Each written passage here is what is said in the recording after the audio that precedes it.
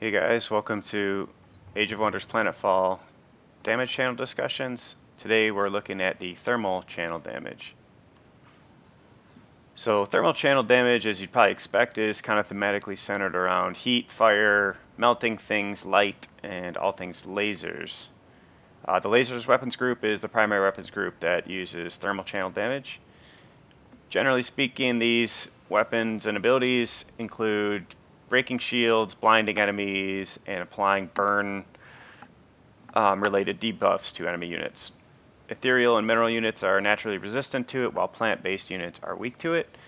What I would say is it's not really the most interesting or kind of flexible damage channels, but there's some cool effects that are in it, and it's usually pretty effective because you usually get some high damage output, and there's a couple good synergies that you can find within the game with some of the other secret techs and other unit abilities and stuff. But so I didn't explicitly point out this strength checks article below, and I saw this was posted on the Paradox site, but and it'll actually come up for a couple of the damage over time, burning, and other related abilities that we're talking about here. But in case you guys haven't found it, I highly suggest reading this strength checks article in the in-game documentation. It talks about how basically the debuffs that you put on enemies, how it relates to the various damage channels, and how the resistance and weakness to those things is calculated, basically. So essentially it boils down to resistances and unit tier and weakness to the channel.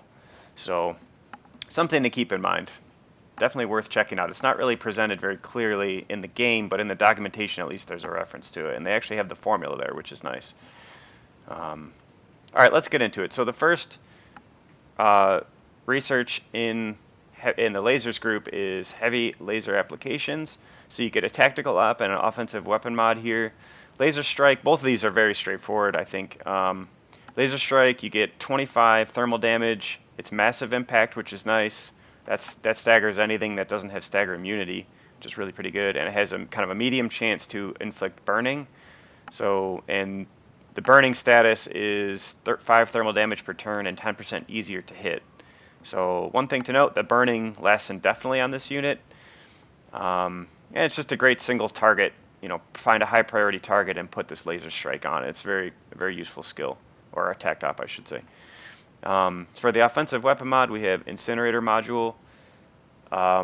It gives essentially laser weapons attacks a medium chance to set targets on fire, causing that same burning effect, which again is 5 damage per turn and 10% easier to hit. So burning's, it's a pretty good debuff. The DOT is fine, but also making targets easier to hit is nice because you can kind of use this to your advantage and prioritize targets by giving them the debuff and then allowing other units to more effectively hit this unit that's already burning. So something to keep in mind there. For the second tech in the laser weapons group, we have photon acceleration. This again is going to be another offensive mod and tactical op.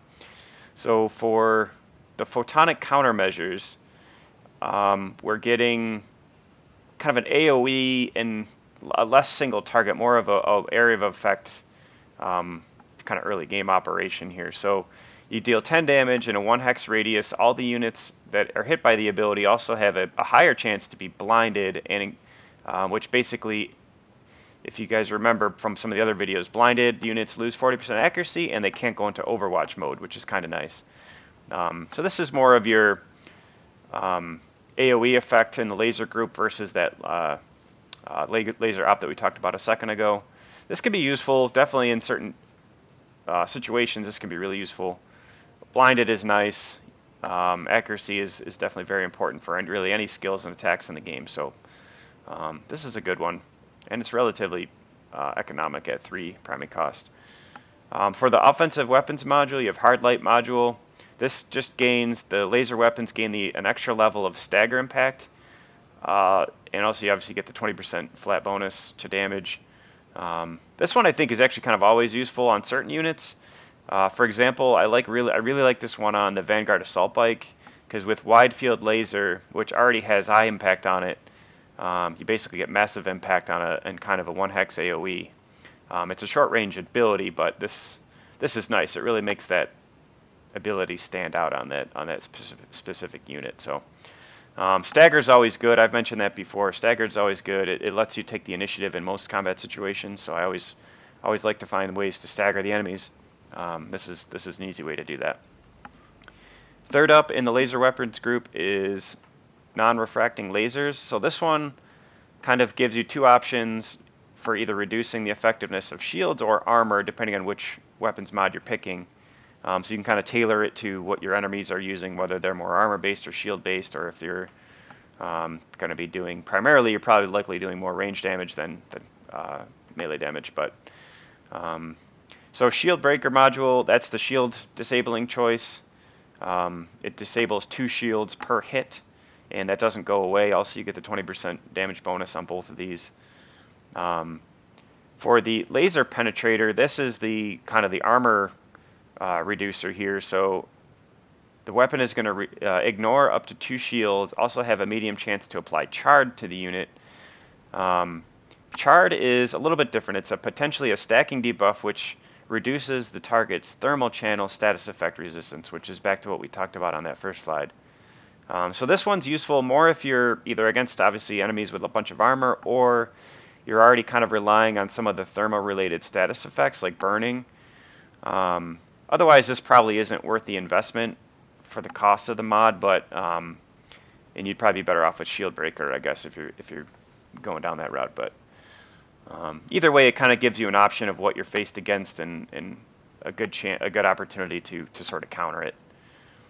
Fourth up, we have another tactical op and offensive mod with crystalline technology. So laser ablation, it's kind of a straightforward and obvious ability to use. This is really the best way to take a tanky target and make it much more vulnerable. So you get 25 thermal damage, you get massive impact, and you also get -3 armor and shields on the target, which obviously is going to make all your future attacks against it much more effective.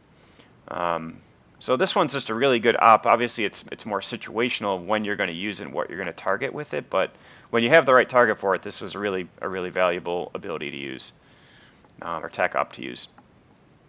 For the module, for the offensive mod, we have Flash module. This is just applying a good kinetic resistance chance to blind enemy units, and you also get the 30% damage increase.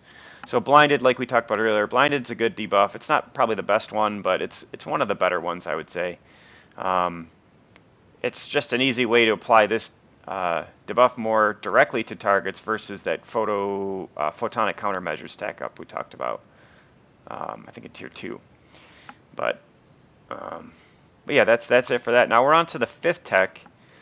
So this is plasma weaponry. We have our final tech op as well as the last weapon mod that we have available in the laser weapons group. Starlight Projector is a battlefield-wide effect. It lasts for 2 turns. Obviously, it's very expensive, but it provides quite a few benefits. So we have a medium chance to blind any enemy for 2 turns. We also reduce enemy shields and thermal resistance by 5, for 2 turns. So as you can imagine, this can potentially be a kind of a game changer.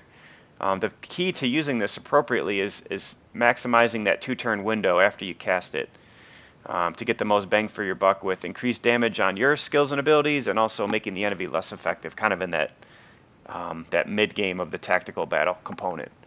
Then for the offensive laser weapon mod, we have Plasma Disintegrator module. And this is just going to give laser weapons the ability to destroy 1 armor on every attack, which is good, not great for this cost, but also provides a small chance to disintegrate or instantly kill No Corpse Left Behind tier 1 and tier 2 units. So you'll notice the chance for this is relatively small, but if we have a way to reduce thermal resistance, for example, with the Starlight Projector, or through charring the units, or through any other ways, or if you're just facing against swarms of cheap early tier units in the game, tier 1 and tier 2 units, this is a really good value proposition, at least on some of your weapons. So that summarizes all the skills or all the techs, I should say, in the laser weapons group. As I said, it's not the most interesting damage option or damage channel in the game, but it's pretty effective and usually get high damage output and some straightforward to use debuffs on enemies. One thing I'll just point out here, um, one of the kind of unique components of the thermal damage in some of the thermal weapons, especially the plasma ones, is you have the option to actually impact tiles with some of the skills and abilities. So, and it's worth noting which of these have that effect. Generally, it's the more plasma-related stuff versus the laser-related stuff. But an example here, which you can get with some of the opening weapons packs on commanders, is this purifier gun, which not only when you use it attacking an enemy, it'll burn the hex that it's on, but you don't forget you can also just burn enemy hexes or burn hexes preemptively to cut off sort of area denial on things like bridges or choke points or on stairs or in other parts of the map where you don't want enemies to post up maybe behind cover and things like that. So don't forget that that's an option, and also kind of built into some of the abilities that are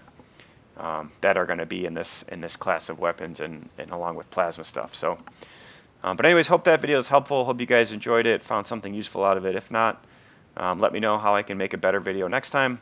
Thanks for watching. Talk to you guys later.